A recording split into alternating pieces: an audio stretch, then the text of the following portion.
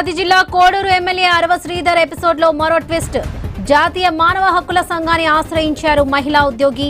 తనకు న్యాయం చేయాలంటూ ఎన్హెచ్ఆర్సీకి ఆన్లైన్ లో ఫిర్యాదు చేశారామె. 26నే ఫిర్యాదు చేయగా 29న రిజిస్టర్ చేసుకున్నట్లుగా నెంబర్ కేటాయించారు.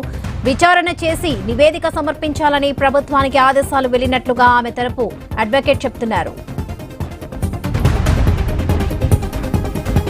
రైట్, ఇదే విషయానికి సంబంధించి పూర్తి అప్డేట్స్ మా ప్రతినిధి ప్రసాద్ శర్మ అందిస్తారు. ప్రసాద్ శర్మ, ఎమ్మెల్యే అరవ శ్రీధర్ తనను మోసం చేశారని కొంతకాలంగా ఆరోపిస్తున్నటువంటి ఏదైతే ప్రభుత్వ ఉద్యోగులు ఉన్నారో తమకు న్యాయం జరగలేదని, కేవలం తమకు న్యాయం చేయాలంటూ జాతీయ మానవ హక్కుల కమిషన్ ను ఆమెను ఆశ్రయించడం జరిగింది. అయితే అంతకు ముందు జరిగినటువంటి అనేక పరిణామాలు, దాదాపు 6 నెలలుగా కొనసాగుతున్నటువంటి ఈ వివాదం నేపథ్యంలో అనేక సార్లు పంచాయతీ తర్వాత తనను పెళ్లి చేసుకుందని చెప్పి మోసం చేయడం, జనవరి 6వ తారీఖు వరకు కూడా అదే మాట చెప్తూ వచ్చి 6వ తారీఖు తాను పెళ్లి చేసుకుని నేను దూరంగా ఉంటానని ప్రకటించడంతో సదరు మహిళ న్యాయం కోసం పోరాటం చేస్తూ ఉంది. ఈ నేపథ్యంలోనే ఈ నెల 26వ తేదీన జాతీయ మానవ హక్కుల కమిషన్ ను ఆన్లైన్ ద్వారా ఆశ్రయించి తన కంప్లైంట్ రిజిస్టర్ చేయడం జరిగింది.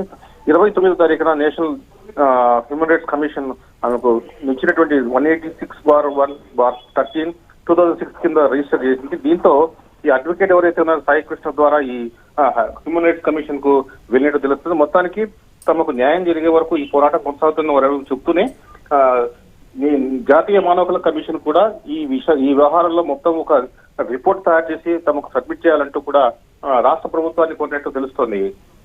Right Prasad, thank you.